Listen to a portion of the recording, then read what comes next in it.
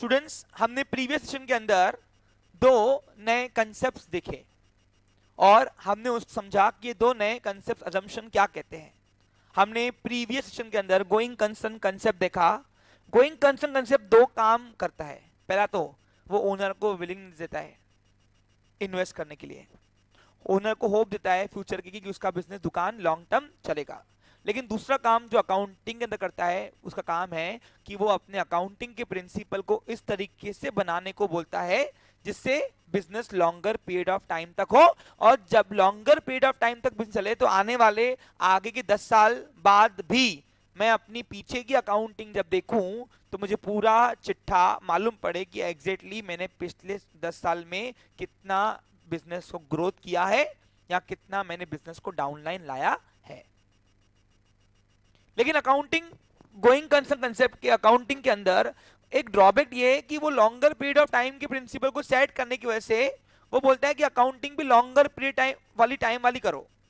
लेकिन इतने लंबे समय की एक साथ अकाउंटिंग हम नहीं कर पाते, इसलिए हमने नया कंसेप्ट लाया जो स्ट्रेस को रिड्यूस करता है, वो था accounting periodic concept. Accounting periodic concept क्या बोलता है कि वो लॉन्ग टर्म जर्नी को नंबर ऑफ पार्ट्स में डिवाइड करो और एक एक एरिया का, एक एक पार्ट का, पर्टिकुलर पीरियड ऑफ अकाउंटिंग का आप हिसाब किताब करते निपटाते जाओ। इस तरीके से निपटाओ कि तुम जैसे कि आज दुकान बंद कर रहे हो अपनी, और इसलिए आप देखो साल के आखिरी दिन पे व्यापारी इस तरीके से अपना हिसाब किताब निपटाता है जैसे कि आज वो दुकान बंद कर रहा है। ये अजम्पशन है क्या ओनली है, क्योंकि रियलिटी वही है कि हम भी वही है और दुकान भी वही है और सब कुछ वही है, बट हम समेटते इस तरीके से हिसाब किताब जैसे कि आज हम दुकान बंद कर रहे हैं। अब ये पार्ट था 4 कंसेप्ट जो एक 11th वाले बच्चे को एटलीस्ट अकाउंटिंग को, बेसिक अकाउंटिंग को परफॉर्म करने के लिए एसेंशियल है। इसके अलावा भी बहुत सारे असम्पशन है जो समय के साथ आपको पढ़ाए जाएंगे, अभी नहीं, जब सही समय आएगा उसके साथ। देखो, एक सबसे मेन काम क्या है, right work at right time. सबसे पूरा खेल उसी के ऊपर है। Right work at right time पे नहीं हुआ तो माइंड डिस्ट्रैक्ट, और माइंड डिस्ट्रैक्ट तो पूरा कंफ्यूजन। इसलिए समय के साथ हर चीज आपको दी जाएगी, एकदम नहीं। आ रहा समझ आपको क्लियर? तो कहीं रहस्य हम खोलेंगे, डोंट वरी, टेक्निकल बातें जाएंगे। जैसे कि मैंने आपको कहा था कि अकाउंटिंग 3 पिलर्स के ऊपर डिपेंड है, accounting rules, golden rules, concepts and conventions, accounting standard. अब आपका 1.5 एरिया कवर हो गई। कौन सा? एक पिलर तो कवर हो गया रूल्स का, दूसरा कंसेप्ट्स सिर्फ 4 देखिए और भी है, और कन्वेंशंस भी है, और अकाउंटिंग स्टैंडर्ड में गया ही नहीं हूं मैं। वो जब आएगा सही समय तो क्या होता है अकाउंटिंग स्टैंडर्ड, वो आपको पढ़ाया जाएगा। Clear picture? आज मैं आपके फर्दर ट्रांजिशन को कंप्लीट करने के लिए, फिर बोल रहा हूं, फर्दर ट्रांजिशन को कंप्लीट करने के लिए आज मैं आपके नए एरिया में जा रहा हूं, नाम है चेक। तो आज का सेशन चेक के नाम पे है। अब चेक को परफॉर्म करने के लिए पहले हमको एक वर्ड समझना पड़ेगा, और वो वर्ड का नाम है निगोशिएबल इंस्ट्रूमेंट। क्योंकि अगर आपको चेक को समझना है तो व्हाट इज निगोशिएबल इंस्ट्रूमेंट, वो आपको समझना पड़ेगा। हो सकता है आज सारे बच्चे कवर नहीं हो, फिर बोल रहा हूं, हो सकता है आज सारे बच्चे कवर नहीं हो। टेंशन मत नहीं लेने का। अगले 3 सेशन तुमको बिल्कुल भी सोचना नहीं मेरे को आ रहा कि नहीं आ रहा, चौथे सेशन पे आ जाएगा, गारंटी मेरी। और गारंटी तो देता हूं लेकिन उतनी इज्जत रखना मेरी, क्योंकि जब पूछने आते हैं वहां पे तो मालूम पड़ा आगे पाठ पीछे सपाट का काम चल रहा है यहां पे। तो ऐसा काम बिल्कुल नहीं करना। हम जो पढ़ाते हैं आपको, मैं आपको क्या बताऊं, मेरे क्लास में एक टॉपिक लाइफ टाइम में एक ही बार होगा, जिंदगी भर डबल नहीं लूंगा मैं, भले कितने भी क्लासेस में रिपीट आए वो। क्योंकि मैं जब एक बार पढ़ाता हूं तो फुल शिद्दत से पढ़ाता हूं, और मैं जब शिद्दत से पढ़ाता हूं तो मुझे एक्सपेक्टेशन आपसे ये भी रहती है कि आप भी मुझे आउटकम उतनी ही शिद्दत से दो। Clear picture? चलिए शुरू करते हैं आज हम अपने नए टॉपिक की ओर। चेक पढ़ना है तो पहला वर्ड पढ़ना पड़ेगा, व्हाट इज निगोशिएबल इंस्ट्रूमेंट। तो निगोशिएबल इंस्ट्रूमेंट क्या हो, सुन लीजिए, ध्यान दीजिए, समझो इस चीज को। देखो, अब उसके लिए एक स्टोरी सुनेंगे हम, हाँ ध्यान दो। What is negotiable instrument? Cheque नहीं पढ़ा रहा हूं, क्या पढ़ा रहा हूं? क्यों पढ़ा रहा हूं सर, क्यों पूछो? क्योंकि चेक एक प्रकार का निगोशिएबल इंस्ट्रूमेंट है, इसलिए। क्लियर, समझा? तो चेक का निगोशिएबल इंस्ट्रूमेंट से क्या कनेक्शन है, समझ में आ गया होगा। और 12th में आपको एक टॉपिक है बिल्स ऑफ एक्सचेंज, बोलो क्या है, सबसे फेवरेट टॉपिक है, वो भी एक प्रकार का नेगोशिएबल इंस्ट्रूमेंट है। तो इसलिए एक तीर पे दो निशान, वहां नहीं पढ़ाऊंगा व्हाट इज नेगोशिएबल इंस्ट्रूमेंट, वहां तुमसे पूछूंगा। हाँ, बिल सॉल्यूशन पढ़ाऊंगा क्योंकि बिल सॉल्यूशन यहां कवर नहीं करूंगा आज में। Clear picture? चलिए ध्यान दो, शुरू करते हैं what is negotiable instrument. Okay, पहले हम पढ़ते हैं। आज हम एंट्रीज नहीं करेंगे, आज हम कंसेप्ट्स पे जाएंगे ओनली। इस चेक के एंट्रीज को 3 सेशन 4 सेशन लगेंगे, क्योंकि पहले पूरा कंसेप्ट क्लियर करना पड़ता है, उसके बाद उसके रिलेटेड ट्रांजेक्शन हम लेंगे। Okay clear? ये मेरे कराने का तरीका है। आपके जो फ्रेंड्स अकाउंटिंग करते हैं वो मिक्स के करते हैं, क्या करते हैं, मिक्स, लेकिन वो करते हैं, सिर्फ करते हैं। ओके, और मैं आपको बोलता हूँ अकाउंटिंग करना, अकाउंटिंग समझना, ये दो अलग अलग मुद्दे। अकाउंटिंग उसको भी आती जिसको समझती, अब चेक का सी भी नहीं आता, लेकिन चेक की उनको एंट्री करते आती है आपके फ्रेंड्स को। But what is cheque, types of cheque क्या होता है, नेगोशिएबल इंस्ट्रूमेंट क्या है, उनका दूर दूर तक के कोई वास्ता नहीं है। Okay clear? चलिए तो अब पढ़ते हैं, ध्यान दो। एक दिन क्या हुआ, एक दिन कृष्णा मेरे पास आया, बोला सर मेरे को एक इमरजेंसी है। बोला बोल कृष्णा। बोला सर आपकी ओला चाहिए। मैंने बोला इमरजेंसी है तो लेके जा। क्या कर, अब मेरे पास तो ओला की चाबी भी नहीं देने के लिए, नहीं तो चाबी देके बोलता था हाँ ये ले चाबी ले रहा मैं ओला को। समझ गए, इशारा इशारा काफी है। ओके, अब ओला ओला कृष्णा मेरी लेके गया, ब्लू कलर ऑफ ओला।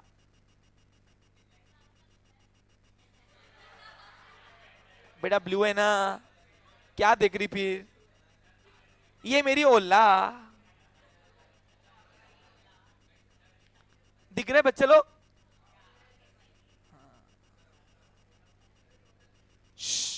आवाज नहीं करो। तो अब बात आ रही है ओला की। अभी कहां गया रे, कॉपी नहीं होता क्या?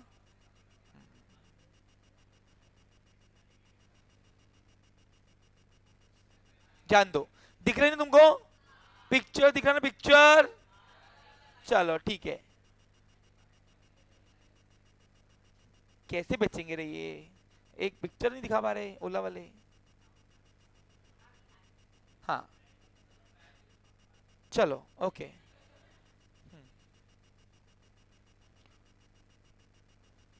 अब कृष्णा आया और बोला सर मेरे को इमरजेंसी है, फिलहाल आपकी ओला दो, मैं आता। मैं ठीक है लेके जा जाओ, इमरजेंसी है ना तो लेके जा, वैसे ओला देता नहीं किसी को। हाँ हाँ, लेकिन इमरजेंसी तो लेके जा ये ओला।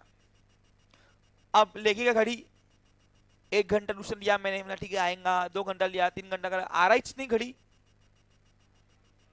अब मेरे को टेंशन, मेरी ओला, सही कि नहीं? अब बात देखो, बात मेरी और कृष्णा की है।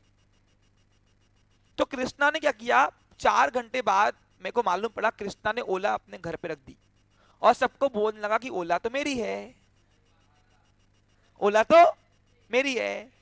तो मैंने बोला कृष्णा ये क्या है भाई, सबको बोला ओला मेरी, ओला तो मेरी है, बता कि नहीं? वो बोला ओला मेरी है। तो फिर लोगों को बोला देखो लोगों, लो ओला किसके घर पे पड़ी है, मेरे घर पे। तो जिसके घर पे पड़ी होंगी किसकी होंगी वो? मैंने क्या किया, मैंने ओला का पासवर्ड लगाया और मैंने उसके अंदर अपना ओनर का, ओनरशिप का सर्टिफिकेट दिखता ओला के अंदर ही। वैसे तो बाकी गाड़ियों में आपको मैनुअल मिलता है, लेकिन ओला के अंदर आपको इलेक्ट्रॉनिक मिलता है ना। देखो इसका नाम किसका है, मिस्टर अंकुश आहूजा। मैंने पुलिस को लाया और पुलिस को लाने के बाद वो ओला, पुलिस वाले ने बोला नहीं ओला तो आपकी है, और ओला मैंने अपने घर पे, मेरी ओला मैंने वापस ला ली।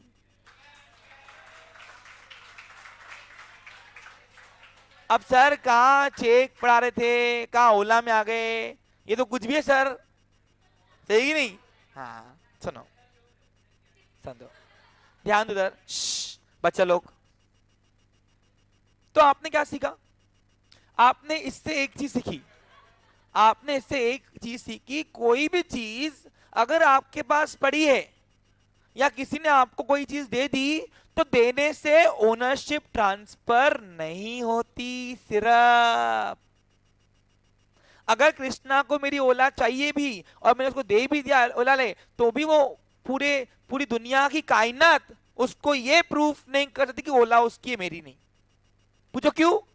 क्योंकि ओला ऐसी चीज है जो देने से उसकी नहीं होती। सिर्फ ऐसे तो फिर अगर ऐसा कोई चीज अगर देने से उसकी हो जाती थी, फिर तो हम किसी को हेल्प के तौर पे कोई चीज देते ही नहीं। बराबर है कि नहीं? अरे बराबर है कि नहीं? बराबर है कि नहीं? तो सर फिर ओला को अगर बेचना है तो क्या करना पड़ेगा? उस ओला को अगर आपको देना है किसी को हमेशा के लिए, तो आपको डॉक्यूमेंट्री वर्क, पूरी लीगल प्रोसीजर जो एक्ट लॉ ने बनाया हुआ है वो करना पड़ेगा। बराबर है कि नहीं? और जो चीज सिर्फ देने से नहीं होती उसकी, उसको बोलते हैं नॉन निगोशिएबल इंस्ट्रूमेंट। क्या बोलोगे? जब मैंने ओला दिया कृष्णा को हेल्प के करने के लिए, भाई जा अपना काम करके आ, वो अपने घर पे रख के बैठा, दुनिया में बोला दुनिया देखो ओला किसके घर में पड़ी है, मेरे सर ने मेरे को बेची है ओला, ये इसका क्या एविडेंस है देखो बेची मैंने? Have any document? No. Documentary work किसके नाम पे है? मेरे नाम पे। तो अगर चीज देने से अगर उसकी जाती थी तो बस फिर तो कोई देता ही नहीं था फिर तो। बराबर कि नहीं?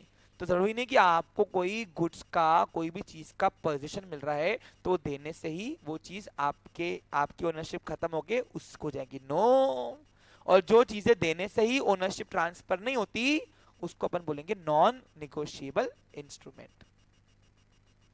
याद रहेगा? तो सॉरी निगोशिएबल क्या है भला? देखो अब एग्जांपल नंबर 2। अब क्या हुआ समझो, फॉर एग्जांपल ध्यान दो, समझो इसको। अब ओला, दुनिया की कोई कायनात ये प्रूफ नहीं कर सकती कि ओला उसकी है, भले उसके पास पहले दो ना। डॉक्यूमेंट्री वर्क किसके नाम से?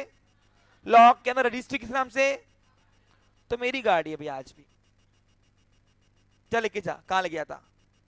मैं एक पुलिस कंप्लेंट करूंगा, देखो देखो मार के लाएंगे और मेरी ओला है मेरे पास लाके देंगे। बराबर कि नहीं? हाँ। लेकिन लेकिन लेकिन सुनो अब क्या हुआ।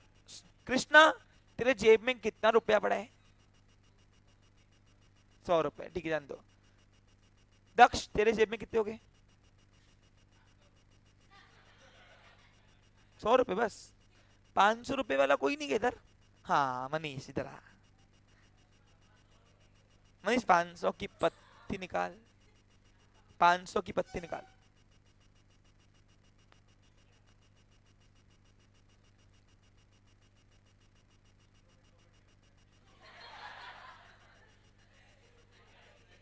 जल्दी निकाल भाई। हाँ मनीष मेरे को शिद्दत शिद्दत से 500 रुपए दे रहा है। मैंने बोला मनीष फिलहाल 500 रुपए दे दो यार, मेरे को अर्जेंटली काम है। अभी 500 रुपए मैंने मनीष से लिया और 2 दिन बाद बता सर मेरे 500 रुपए लगा के 500 रुपए थे, ये तो मेरे है। अगर मैं कैमरा ऑफ कर दूं तो दुनिया की कोई कायनात इसको उसका नहीं बोल सकती क्योंकि इस पे किसका नाम नहीं है। ये 500 रुपए जिसके पास है वो उसके है। ये 500 रुपए जिसके पास है उसी की हमेशा के लिए हो जाएगी। और अगर ये उसके पास है तो ये दुनिया की कोई कायनात ऐसी नहीं है, अगर मैं कैमरा बंद कर दूं और ये पुलिस जाके कंप्लेन की 500 रुपए सर ने मेरे लिए, तो कोई प्रूफ नहीं है कि मैं 500 रुपए उसके। ये 500 रुपए किसका नाम नहीं है, 500 की नोट है ये किसी की भी हो सकती है। जैसे ही मनीष ने मेरे को 500 रुपए दिए, ये 500 मेरे हो गए। अब कोई दुनिया की ऐसी कायनात शक्ति नहीं है, कोई कानून नहीं बना जो ये प्रूव कर पाए कि ये 500 रुपए उसके। वो चिल्ला चिल्ला के बोले ना कि 500 मेरे, मेरे पास पुलिस आएंगी भी तो मैं क्या बोलूंगा, सर देखो नाम लिखा हुआ है कहीं, बताओ बताओ नाम लिखा हुआ है, बस गांधी जी बापू दिख रहे अपने को, और कोई तो दिख रहा नहीं। यहां दूर दूर तक नाम तो लिखा हुआ नहीं है मनीष मनवानी।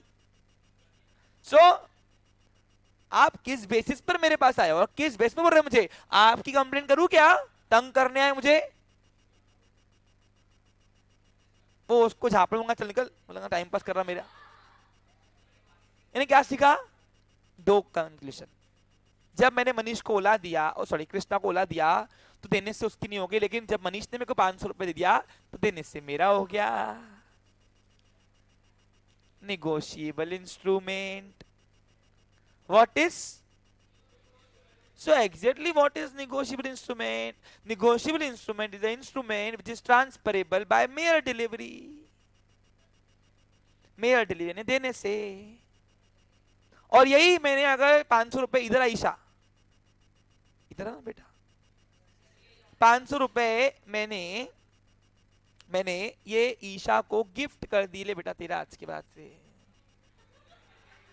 और बाद में बोला मेरे 500 रुपए ला, तो अब दुनिया की कोई कायनात ऐसी नहीं है जो ये प्रूव कर पाएंगी कि अब वो मेरे हैं, क्योंकि ये चीज ऐसी है जो देने से ही ओनरशिप ट्रांसफर हो जाती है. देने से ही. मजे मत लो, पिक्चर नहीं चल रही इंटरटेनमेंट की, पढ़ाई चल रही. पढ़ाई क्या चल रही? हाँ, तो नालायक हो, थोड़ा सीरियसली भी देखो. हाँ, तुम्हारे मज्जे के चक्कर में आंसर नहीं आता फिर तुमको, सही कि नहीं? तो थोड़ा सीरियस. सीरियसली. तो क्या सीखा कि ओला देने से तो नहीं होती, लेकिन 500 रुपए देने से उसके हो जाते हैं. और जो चीज देने से ही ओनरशिप ट्रांसफर हो जाती है उसको बोलते हैं transferable by mere delivery, known as negotiable instrument. तो क्या ये 500 रुपए की नोट निगोशिएबल इंस्ट्रूमेंट है? कायदे से तो होना चाहिए, कायदे से तो, लेकिन हम इसको गिनते नहीं है. ये निगोशिएबल इंस्ट्रूमेंट है, लेकिन लॉ ने इसको रिकॉग्नाइज नहीं किया कि निगोशिएबल इंस्ट्रूमेंट है. सर ऐसा क्यों? पूछो क्यों. हाँ, उसका इस तरह सुनो. तो वैसे तो इंडियन करेंसी, देश की करेंसी, एक प्रकार की निगोशिएबल इंस्ट्रूमेंट है, लेकिन इसको लॉ निगोशिएबल इंस्ट्रूमेंट मानती नहीं है, क्योंकि निगोशिएबल इंस्ट्रूमेंट का एग्जैक्ट मीनिंग क्या होता है बताओ? The instrument which is transfer by mere delivery. Mayor delivery का मतलब होता है जो देने से ही उसका हो जाता है. और दुनिया में ऐसी कोई चीजें नहीं बनी है, ऐसी कोई भी चीज कोई भी देने से उसकी नहीं होती, लेकिन कुछ चीजें ऐसी बनी है जो देने से ही उसकी हो जाती है. तो जो हो जाती है देने से वो निगोशिएबल इंस्ट्रूमेंट, जो नहीं होती है वो नॉन निगोशिएबल इंस्ट्रूमेंट. तो अभी आज के बाद कोई निगोशिएबल इंस्ट्रूमेंट कोई पूछेगा मुझसे? नो. बट सर ये बताओ, आपने लास्ट स्टेटमेंट क्या डाला? दिमाग घूम गया मेरा तो, क्योंकि आप बोलते हो कैश निगोशिएबल इंस्ट्रूमेंट है, फिर आप बोलते हो नहीं नहीं कैश तो निगोशिएबल इंस्ट्रूमेंट नहीं है, होना चाहिए. तो क्यों नहीं है? क्यों नहीं है क्वेश्चन मार्क है ना. तो आज हम इसको जानेंगे क्यों नहीं है. हाँ, दू क्या वापस? जान दे, लेके जा. चलो, मेरे को नहीं चाहिए पैसा किसी का. हाँ, ओके. तो मैंने मनीष को दे दिया वापस, मनीष को ये पैसा उसका हो गया. अब दुनिया की कोई ताकत मुझे नहीं बोलती कि मेरा पैसा है. तो यानी समझा आपको? क्लियर? कैश किसी को देते हो तो वो उसके जाते हैं, लेकिन गाड़ी किसी को देते हो तो गाड़ी उसकी नहीं होती है. अभी क्लियर? घर किसी को दोगे तो घर उसका होगा नहीं, वो सब रह सकता है घर में. अरे आ रहा समझने कुछ तुमको? कंप्यूटर किसको दोगे उठाए तो कंप्यूटर उसका, जब तक ओनरशिप ट्रांसफर करोगे नहीं डॉक्यूमेंट्री में. Clear picture? तो देने से ही चीज उसकी नहीं होती, और जो देने से चीज नहीं होती वो नॉन नेगोशिएबल में आएगा, और देने से कोई चीज अगर उसकी होगी ओनरशिप, समझ आना, नेगोशिएबल इंस्ट्रूमेंट. याद रखा इसके बाद. हाँ, अब सुनो. अब इंडिया के अंदर 3 क्रेडिट इंस्ट्रूमेंट बनाए गए जो निगोशिएबल इंस्ट्रूमेंट है, जिसको देने से ही ट्रांसफर होती है. फिर से कैश क्यों लाया? तो 3 कौन कौन से? तो 3 इंस्ट्रूमेंट है, ध्यान दो. पहला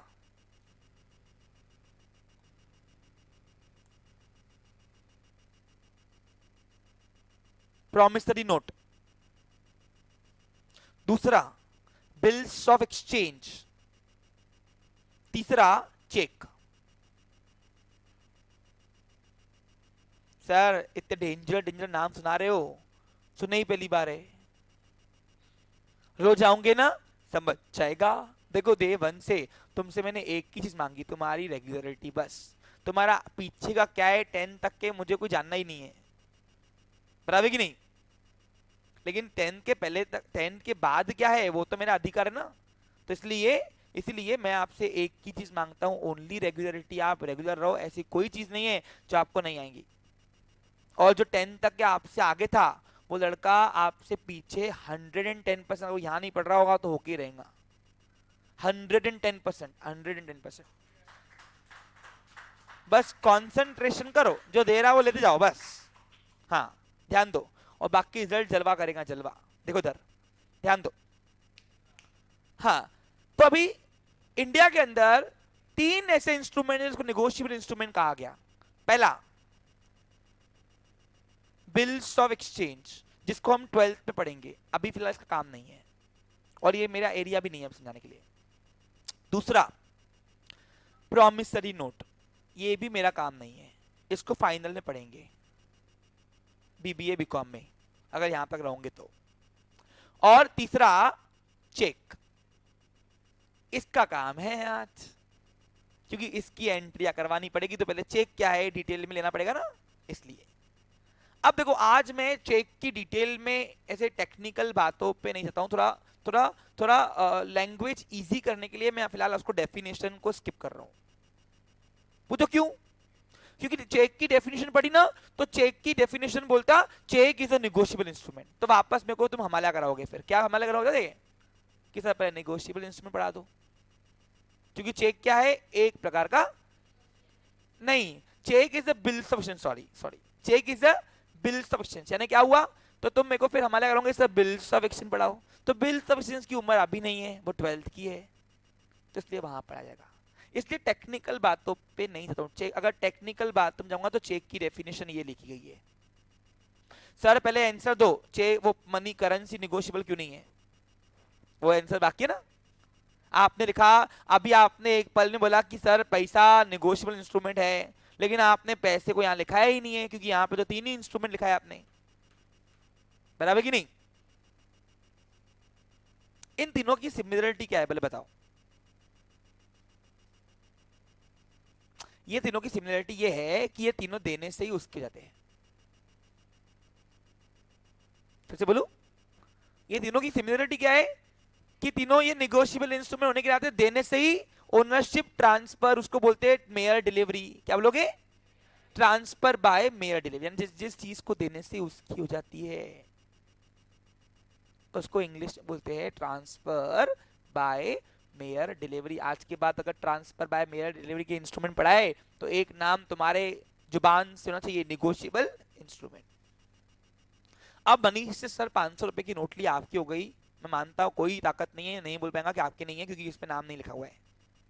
आपने ईशा को दिया, वो उसकी हो गई, तो सर यहाँ लिखो ना मनी सर, तो हमको समझे भी हाँ ठीक है मनी भी निगोशिएबल इंस्ट्रूमेंट है, बराबर कि नहीं। तो सर क्यों नहीं लिख रहे यहाँ पे, नो, इसको रिकॉग्नाइजेशन नहीं दी गई है। तो क्यों नहीं दी गई है, वो थोड़ा कंफ्यूजन को उलझा हुआ चीज आप मैं सुलझा के दे रहा हूं। देखो सुनो, सबसे पहले हम हिस्ट्री पे जाते हैं, हिस्ट्री पे कहा जाते हैं, ये बात है 1881 की, 1881 की, अंग्रेजों के टाइम का काम है ये, जब भारत देश आजाद नहीं था। भारत देश आजाद हुआ 1947। ओके, एक मिनट रिक्वेस्ट आई है, देख लेता हूं कौन है। Sir can you please repeat this mayor delivery. Mayor delivery का मतलब होता है जो देने से ही उसकी हो जाती है। सारंग, हाँ बोलिए। ये Sarang, any issue? No sir. तो फिर हैंड रेस मत करना भाई। सर गलती। हाँ ठीक है, गलती जान दो, चलो ओके ध्यान दो इधर। हाँ, तो इसके लिए पहले आपको हिस्ट्री भी आनी पड़ेगी, ये निगोशिएबल इंस्ट्रूमेंट बनाए क्यों गए और क्यों cash is not a part of negotiable instrument. सुनो, क्या हुआ जब ईस्ट इंडिया कंपनी आई, इंडिया के अंदर आई, अरे भैया अंग्रेज वहीं से आए ना, चाय पत्ती की कंपनी थी ना। हाँ, पढ़ाऊंगा थोड़ा बहुत हिस्ट्री। देखो मैं बोलता 10 तक नहीं तुम्हारा कुछ नहीं, तो ऐसा नहीं कि तुम कुछ भी नहीं पढ़ के आओगे, हाँ थोड़ा बहुत तो। और नहीं तो अभी सुन लो भैया, अंग्रेज जो आए थे ना, वो ईस्ट इंडिया कंपनी लेके आए थे, इन्हें व्यापार करने आए थे पहले। फिर देखा कि अरे ये तो इलिटरेट लोग हैं, इनको तो अपन नौकर बना सकते हैं, तो फिर लोगों ने उन्होंने राज करना शुरू किया हमारे ऊपर। नहीं तो आए वो इज्जत ही थे बोला, उन्होंने पहले राजाओं को अपने कब्जे में किया, इन्हें अपने झांसे में लाया, झांसे में, और फिर झांसे में लाने के बाद उन्होंने यहाँ पे बस गए, नहीं तो आए वो व्यापार करने थे सिर्फ, बराबर की नहीं। तो ईस्ट इंडिया कंपनी में क्या हुआ, व्यापार करने के लिए वो आए थे यहाँ पे। अब व्यापार वो इंडिया में भी कर रहे थे, यानी इंडिया के भी कस्टमर थे, बराबर की नहीं। अब आपने ये तो मान लिया कि अंग्रेज जब थे, जब ब्रिटिश गवर्नमेंट का यहाँ पे शासन चलता था, तो उनके रूल्स एंड रेगुलेशन चलते थे, उनके बनाए गए लॉस बनाए गए। और आज भी हमने जो इंडिया का जो इंडियन कॉन्स्टिट्यूशन बना हुआ है ना, संविधान इंडिया का, वो इंडियन कॉमन ब्रिटिश लॉ से लिया गया है एक्चुअली। ब्रिटिश कॉमन लॉ से लिया गया, यानी BCL बोलते हैं, BCL, ब्रिटिश कॉमन लॉ, यानी अंग्रेजों के ही लॉ को यहाँ पे अमेंडमेंट्स करके प्रस्ताव में लाया गया था, क्योंकि अच्छे थे, एकदम एकदम डिसिप्लिन वाले रूल्स थे। तो क्या हुआ सुनो, तो ईस्ट इंडिया कंपनी जब अंग्रेज यहाँ पे व्यापार करे थे, तो बिजनेस में दो टाइप के ट्रांजेक्शन चलते हैं, उधारी और नकदी। नकदी में क्या होता है, नकदी में नो रिस्क, लेकिन उधारी में रिस्क ही रिस्क, बराबर कि नहीं, मानते हो कि नहीं, कभी भी डूब सकते पैसे। तो उसके लिए क्या हुआ, उसके लिए अब इंडियन कस्टमर्स ने ब्रिटिश गवर्नमेंट का बहुत सारा लॉस किया था। लॉस ने क्या, उधारी में लेके भाड़ी यहां से गायब, कहां है पता नहीं, कभी भेज बढ़ा देना, क्या करना, तो ऐसे गवर्नमेंट का काफी लॉस हुआ था, और ऑफिशियली वो कुछ एक्शन नहीं ले पा रहे थे। क्यों, क्योंकि उधारी के लिए कोई लॉ बनाया ही था उस टाइम पे। तो ब्रिटिश गवर्नमेंट ने क्या किया, 1881 में एक एक्ट लाया, इंडियन निगोशिएबल इंस्ट्रूमेंट एक्ट, और उसमें तीन इंस्ट्रूमेंट को रिकॉग्निशन दिया, पावर दिया, कि जब भी व्यापारी किसी को उधारी दे रहा है, क्या दे रहा है, और उस उधारी के बदले में इन तीनों में से कोई भी एक इंस्ट्रूमेंट भी यूज किया, एक इंस्ट्रूमेंट, तीनों में से कोई भी एक, तो उसका पैसा कश्मीर टू कन्याकुमारी कहीं भी रहे वो कस्टमर डूबेगा नहीं। आपको पावर दे रहे हैं हम, क्या दे रहे, यानी अगर ये तीन इंस्ट्रूमेंट आज भी कोई यूज करता है उधारी के ट्रांजेक्शन पे, और अगर उसका पैसा नहीं आया तो उसके ऊपर वो केस कर सकता है, लेकिन अगर इंस्ट्रूमेंट नहीं है, नो केस। क्योंकि क्यों, क्यों, कानून अंधा है, you don't have any evidence. लेकिन if you have bills of exchange और प्रॉमिसरी नोट और cheque, you can file a sue against him और हर, सू यानी केस। और ये तीन इंस्ट्रूमेंट्स को पावर में लाया गया कि अगर एक व्यापारी किसी को उधारी देगा कस्टमर को, और उधारी के बदले में अगर ये तीनों इंस्ट्रूमेंट में से एक भी इंस्ट्रूमेंट बना लिया, वो पैसा डूबेगा नहीं। और इसलिए इसलिए ये तीन इंस्ट्रूमेंट को रिकॉग्नाइज किया। लेकिन सर मुझे, मेरा आंसर अभी तक मेरे को नहीं मिला, कैश क्यों नहीं है, क्योंकि ये तीनों इंस्ट्रूमेंट कन्वर्ट जो होंगे वो कैश में होंगे, इसलिए कैश को निगोशिएबल इंस्ट्रूमेंट एक्ट के अंदर नहीं लाया गया।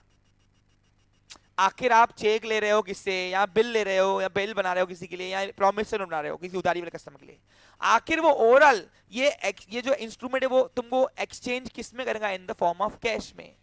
तो एक्सचेंज वाला पार्ट भी तो कुछ रहना चाहिए ना। अरे आ रहा क्या समझ में, इसलिए cash is the negotiable instrument, but it is not recognised as a negotiable instrument. और उसका दूसरा रीजन एक और है, दूसरा रीजन एक और है, बोलो कौन सा। कैश बोलती है, आरबीआई बोलती है हमारा है, क्या बोलती, कैश तुम्हारे एक्ट में कैसे ला रहे तुम, वो तो हमारा है। आरबीआई ने भी रेगुलेशन करने के लिए एक्ट लाया, क्या लाया। अब आरबीआई कौन है, सेंट्रल बैंक। सेंट्रल बैंक क्या करती, देश की बैंकर्स बैंक है, मदर ऑफ ऑल बैंक। अरे पढ़ाया था ना कॉमर्स की साइकिल में, फादर ऑफ ऑल बैंक्स। और देश की करेंसी इशू भी सेंट्रल बैंक ही करती है हर कंट्री की, और हमारी देश की सेंट्रल बैंक का नाम है आरबीआई। इसलिए बोलती कैश में तो हमारा अधिकार भैया, तुम बाजू हटो। इसलिए निगोशिएबल इंस्ट्रूमेंट एक्ट के अंदर कैश को इन्वॉल्व नहीं होने दिया।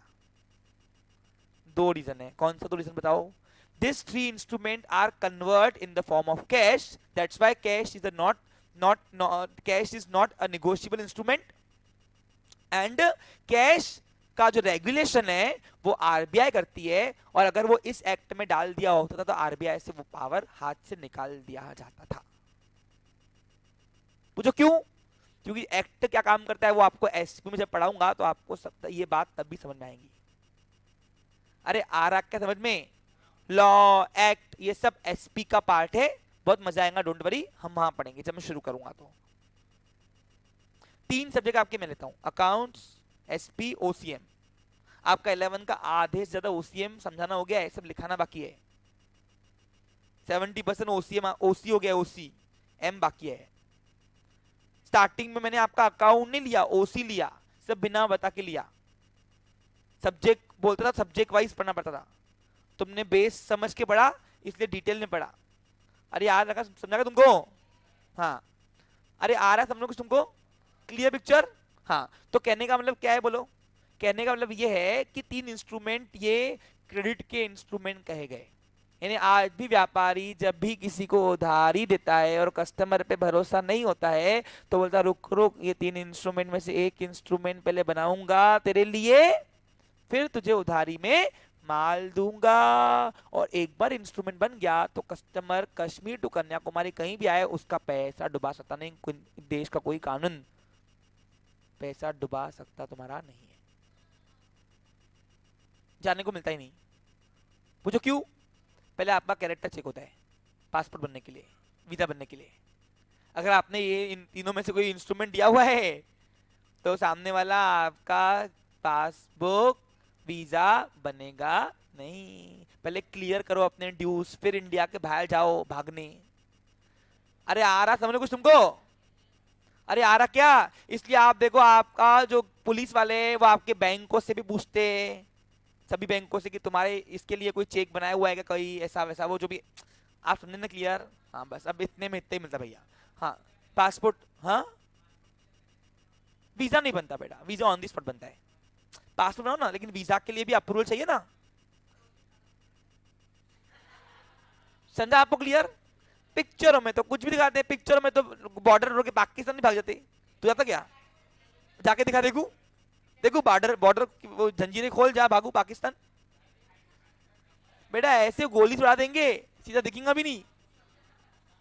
अरे पिक्चर वाली लाइफ क्यों बता रहे हो मेरे को इधर? रियल वाली, रील वाली नहीं, रियल वाली लाइफ बताओ। चलो ओके, मुद्दे पे आते हैं, जान दो। हो गया? हाँ, अब बताओ, आज के बाद कोई पूछेगा कितने नेगोशिएबल इंस्ट्रूमेंट? तीन, कौन कौन से? Why cash is not a negotiable instrument? Because this three instrument can be converted in the form of cash. आखिर ये एक्सचेंज जो कैश में होंगे ना, that's why. क्लियर? अरे किसी कोई मेरे को चेक, मैं किसको चेक दे रहा हूँ अमानत तौर पे, वो यहाँ तो मेरे बैंक से पैसे निकालेगा, यहाँ तो मुझे बोलेगा चेक, मैं बोलूंगा चेक वापस दे, कैश ले ले। तो आखिर तो ये ओवरऑल इनको कैश में ही कन्वर्ट होना ना, इसलिए। समझा? तो एक्सचेंज फॉर्म जो है कैश उनका, इसलिए। यहाँ तक क्लियर? अरे समझ में आया क्या? अब मेरे को, मेरा काम प्रॉमिसरी नोट पे है ही नहीं, मेरा काम बिल सोर्स में भी नहीं है, मेरा काम है चेक पे। अब चेक कैश नेगोशिएबल इंस्ट्रूमेंट है एक प्रकार से, मालूम पड़ा पता है आपको? अरे बताऊं क्या? क्योंकि it's a one type of promissory note. अब सर कैसे? निकालो 500 की नोट इधर वापस ला बेटा, अरे जल्दी ला इधर। कौन बोला? हाँ, वो वैसे भी ज्यादा ही सिल्लक है वो, तभी तो हाइट नहीं बढ़ रही उसकी। चलो ध्यान दो, देखो इधर। अब अगर आप नोट पे देखोगे, नोट पे it's a one type of promissory note but not include in the promissory note. देखो मैं दो बातें कर रहा हूं। चेक एक प्रकार का प्रॉमिसरी नोट है, लेकिन चेक को प्रॉमिसरी नोट नहीं कहा गया है, क्योंकि चेक को तीनों इंस्ट्रूमेंट में लाया ही नहीं है। सॉरी, कैश को माय मिस्टेक, फिर से बोल रहा हूँ। तुम लोग मुझको बहुत कंफ्यूज करते, पता है क्या? देखो इधर, ये बातें मत करो आपस में, मैं कंफ्यूज हो रहा, प्लीज। हाँ, cash is the one type of promissory note but it is not a promissory note. Why? मैंने अभी तो कहा कि तीनों इंस्ट्रूमेंट इसमें कन्वर्ट होंगे, इसलिए। नहीं तो ये एक प्रकार का प्रॉमिसरी नोट ही है। कैसे मालूम है? अब यहां पे लिखा हुआ है, देखो पढ़ो। I promise to pay the bearer the sum of ₹500। मैं धारक को 500 रुपए अदा करने का वचन देता हूं। I promise to pay लिखा हुआ है वहां पे, और गवर्नर की साइन है देश के। तो जो ऐसे लिख के था ना, मैं धारक को 500 रुपए अदा करने का वचन देता हूं, उसी को प्रॉमिसरी नोट कहा गया एक्चुअली। लेकिन प्रॉमिसरी नोट इसको नहीं बोलना। पूछो क्यों? इन तीनों में वो कैश आता ही नहीं है एक्चुअली। बोलना इसलिए नहीं, कैश को इसलिए प्रॉमिसरी नोट नहीं बनाया गया क्योंकि ये तीनों इंस्ट्रूमेंट एक्सचेंज किस में होंगे अगर हमने इसको भी ला लिया तो।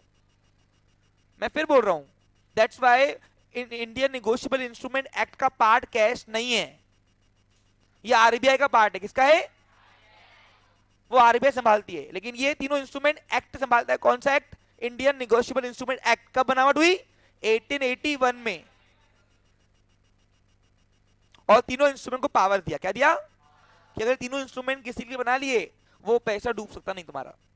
That's why this instrument are called as credit instrument. क्या बोलते इसको, बोलो क्या बोलोगे, क्यों बोलोगे, क्योंकि उधारी के टाइम पे ये इंस्ट्रूमेंट बनाया दिया तो कस्टमर आपका पैसा डुबाएगा, फिर कहीं भी रहने दो उसको।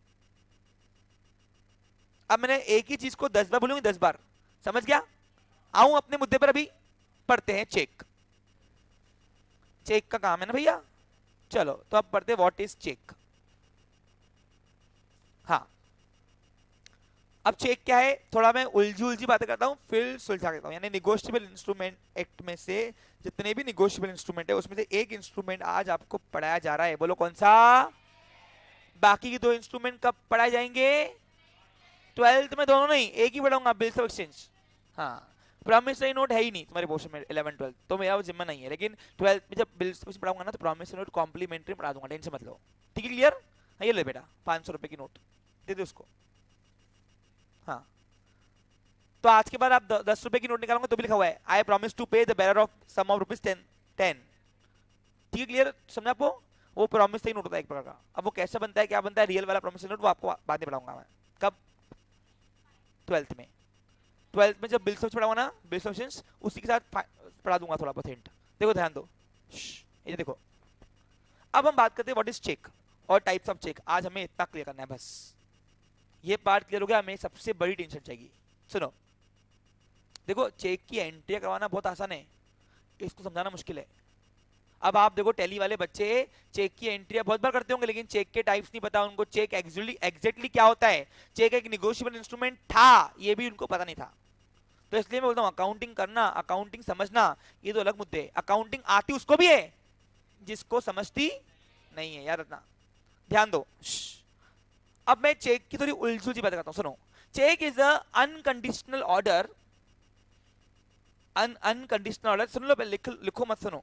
Check is a unconditional order drawn for a specific bank, drawn for a specific bank by the holder for third party. Check is a one type of order given to bank by the holder for specific amount of money for the third party, and the third party known as payee. तर्क को समझा नहीं, सुनो। जब भी आप bank में खाता खोलते हो, तो बैंक आपको तरह तरह की सर्विस देके कमाती है, क्योंकि बैंक तो कमर्शियल बैंक है भैया, और बैंक एड्स टू ट्रेड में आती है, कमाने के लिए, बिजनेस का पार्ट है, बराबर कि नहीं, पढ़ा है ना बैंकिंग। तो जब भी आप बैंक में खाता खोलते हो, तो बैंक आपको ये इंस्ट्रूमेंट देती है जिसका नाम है चेक। और जब वो चेक देती है, तो ये उम्मीद से देती है कि चेक कि आज के बाद आप पैसा यूज मत करो, आप चेक दो किसी को भी। और अगर आप किसी को चेक देते हो, किसको, जिससे आप माल ले रहे हो, या जिसको आपको पेमेंट करना है, सुनो। तो इन शॉर्ट, आप उसी वक्त अपने बैंक को ऑर्डर करते हो, ए बैंक, मैं इसको जो चेक दे रहा हूं, जो चेक लेके आएगा उसको मेरे अकाउंट से पैसे निकाल के दे, इट इज माई ऑर्डर। क्या ये, और अनकंडीशनल ऑर्डर है, तेरी शर्त चलेगी नहीं, जो मैंने बोला दे चुपचाप चल, ऐसे तुम बैंक को बोलते हो। कब बोलते हो बैंक को, बोलो जब आप किसी को चेक दे रहे हो, वो इंप्लाइड है, बोलते नहीं हो लेकिन इंप्लाइड है। That's why cheque is a unconditional order given to bank by the holder कौन, जो बैंक का अकाउंट होल्डर है, जो बैंक का, for specific sum of money for third party. यानी इन शॉर्ट, अगर आप किसी को 1000 रुपए का चेक दे रहे हो, तो इन शॉर्ट वो 1000 रुपए का नोट है। क्या है, आप किसी को 10,000 का चेक दे रहे हो, वो 10,000 रुपए का नोट बन जाता है, करेंसी नोट, बिकॉज जब आप किसी को 10,000 का चेक बना के दे रहे हो तो इन शॉर्ट आप अपने बैंक को ऑर्डर कर रहे हो कि ये बैंक मेरे खाते में से इसको 10,000 रुपए निकाल के दे, ये मेरा ऑर्डर है और इसमें तेरा ऑर्डर नहीं चलेगा, इसलिए इसको बोलते अनकंडीशनल ऑर्डर। क्या बोलते इसको?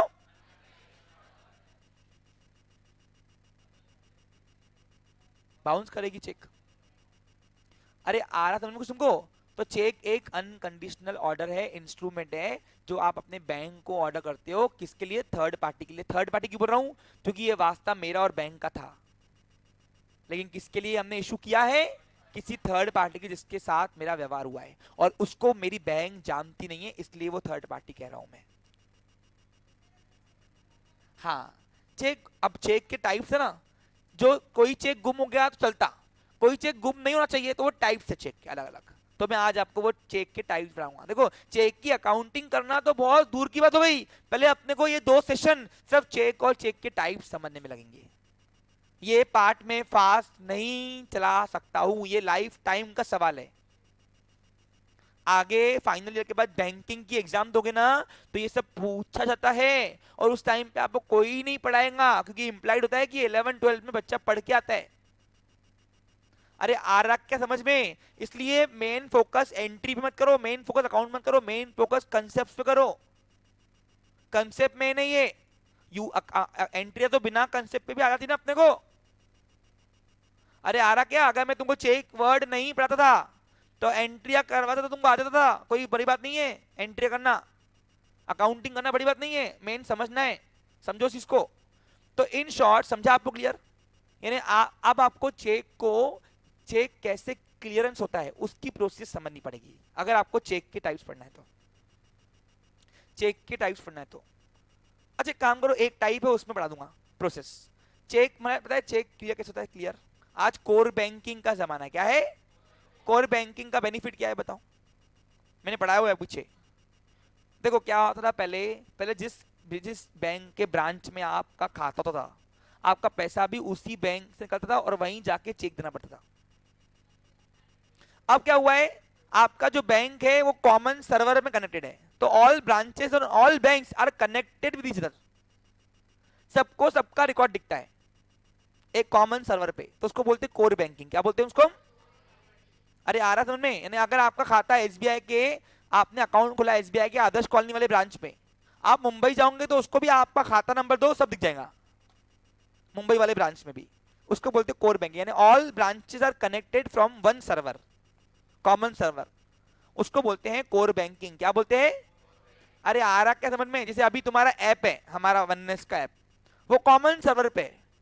कॉमन सर्वर यानी क्या कि अगर सपोज फॉर एग्जांपल मेरा इंटर्न अपनी आईडी से कुछ लॉग करता है, लॉगिन करता है कुछ या डालता है अपलोड, तो मेरे को भी वो दिखेगा।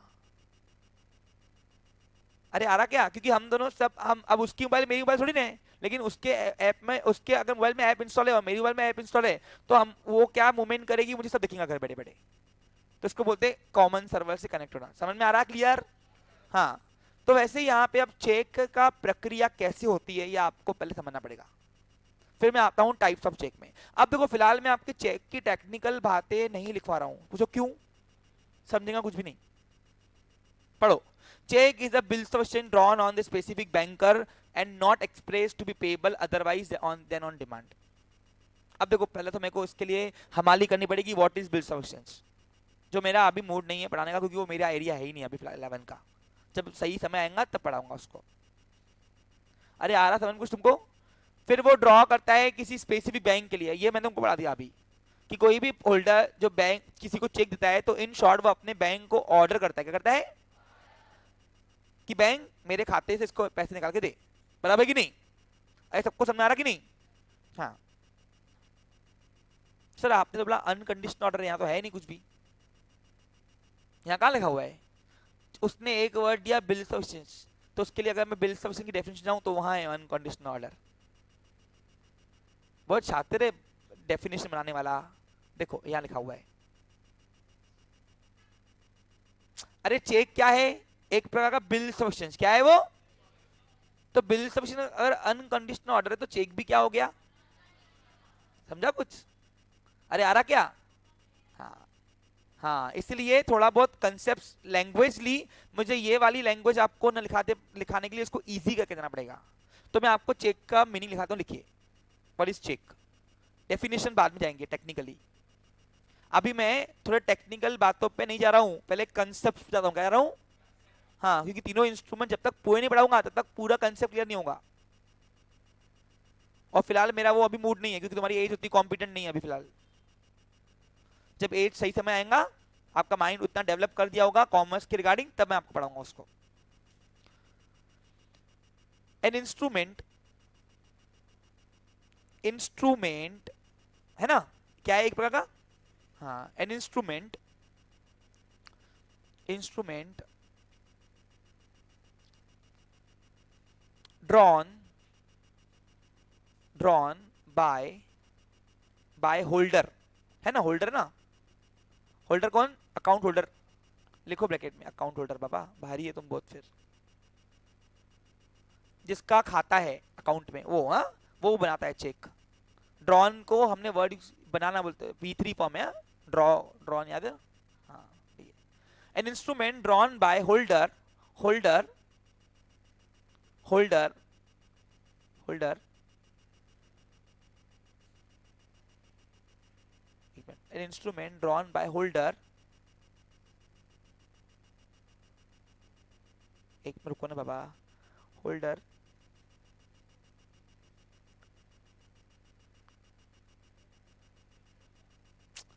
an instrument drawn by holder containing, containing unconditional order। क्या ये? अरे बोलो क्या है नालायको? और अनकंडीशनल ऑर्डर किसको बोलते हैं? ऐसा ऑर्डर जिसमें एक की चलेगी दूसरे की सुनने नहीं मिलेगा।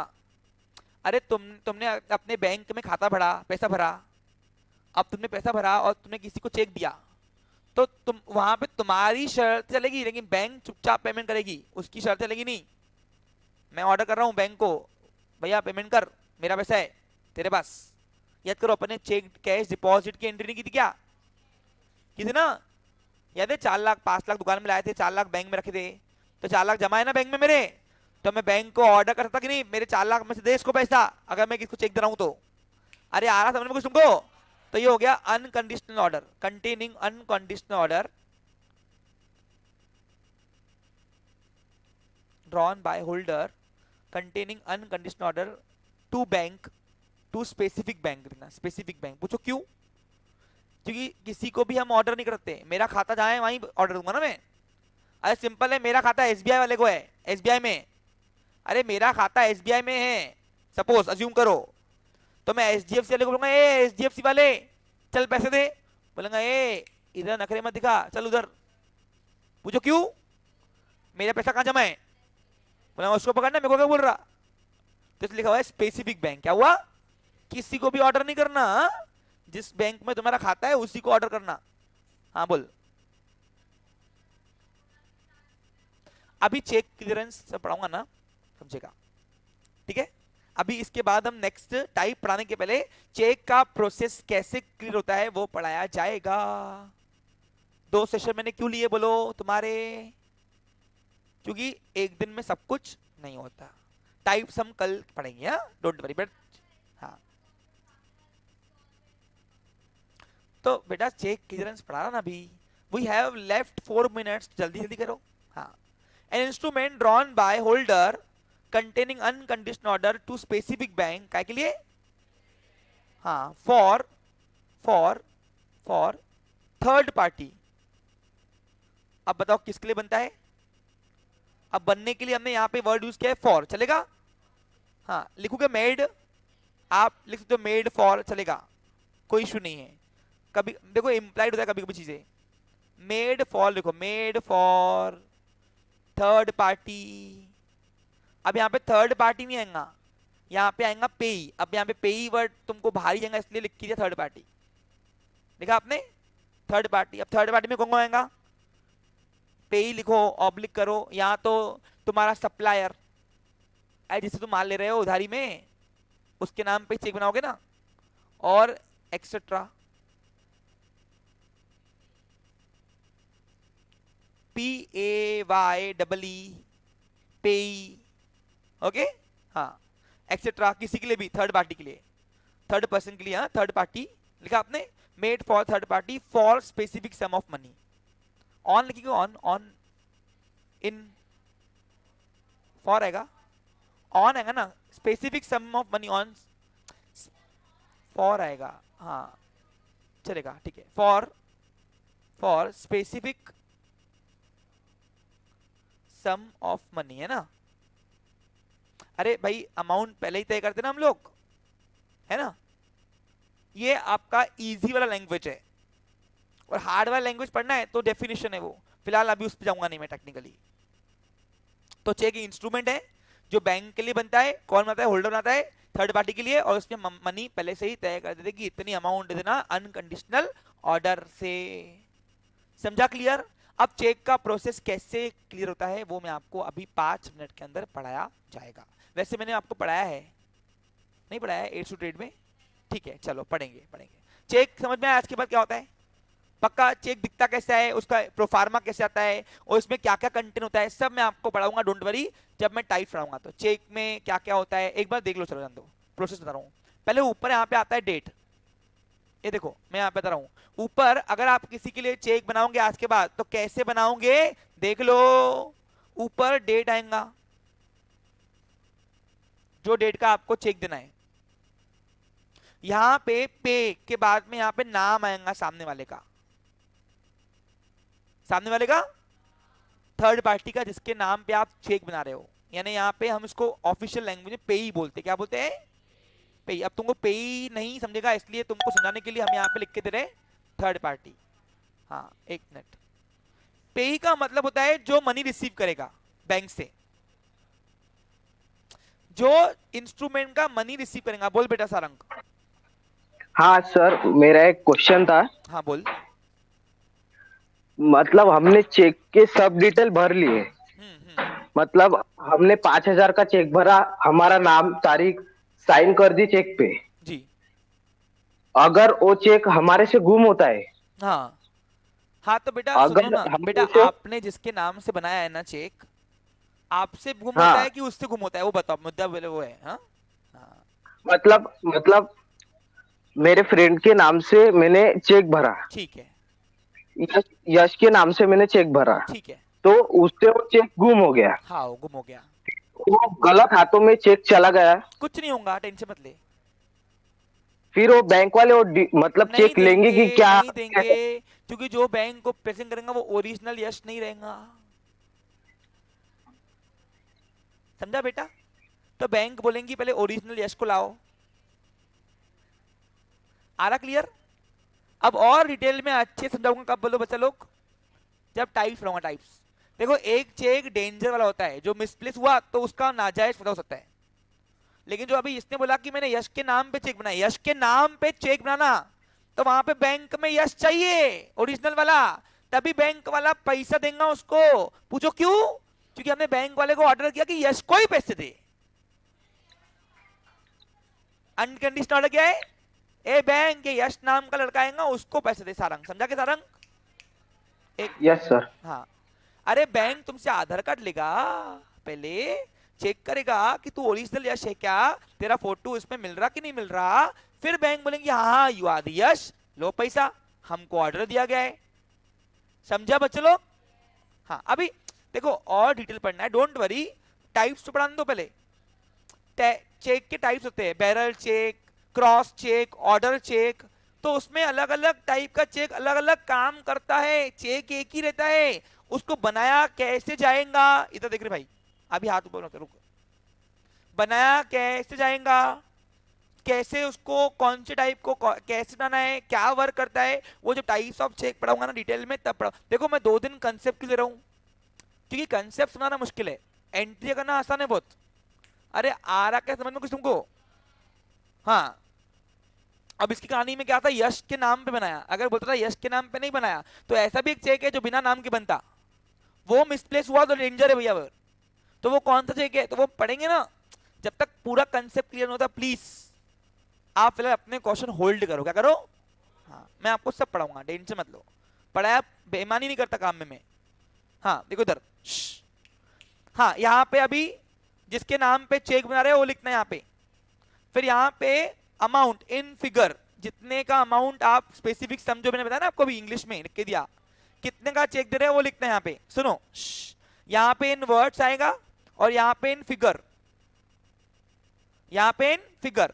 और फिर एक मिनट ध्यान दो, ये तुम्हारा अकाउंट नंबर होता है जो ऑलरेडी बैंक जो तुमको चेक देती है, ग्रांट करती है, उसमें तुमको प्रिंटेड होता है। लेकिन कोई अगर प्रिंटेड नहीं होगा चेक में, गावरन बैंक जो थी, गावरन बैंक बोलते छोटी बैंक के, जो नेशनलाइज बैंक नहीं होती है, तो वो खाली छोड़ती है। खाली क्या छोड़ती है? फिर यहाँ पे तुमको अपना खाता नंबर डालना पड़ेगा। अपना है किसका? होल्डर का, वो सामने वाले का नहीं, तुम्हारा खुद का। अगर तुम चेक दे रहे हो तो होल्डर क्या बनेगा उसको हम? हाँ, बैंक के होल्डर का। और यहां पे तुम्हारा साइन, तुम्हारा ना किसका साइन? होल्डर का। अरे जो चेक बना के दे रहा है उसके साइन ना, जिसके नाम पे बन रहा है उसका नहीं।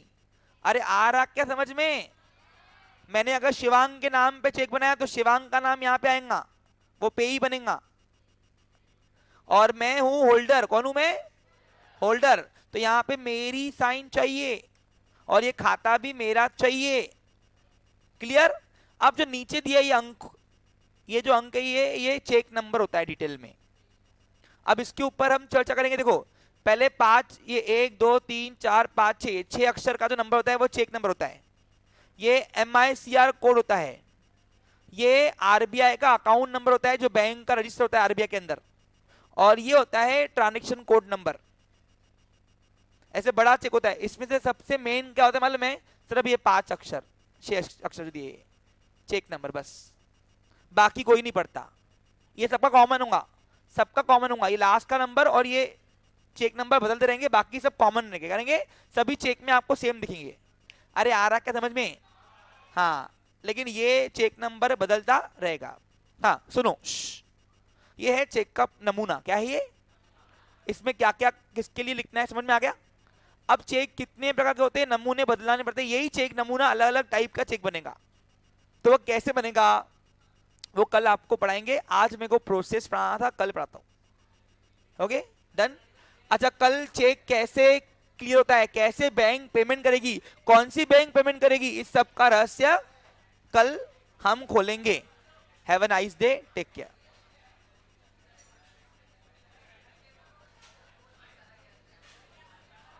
आज के भाई कोई पूछेगा चेक क्या है तो क्या बोलोगे? नेगोशिएबल इंस्ट्रूमेंट, क्योंकि चेक का ओनरशिप देने से ही ट्रांसफर हो जाता है।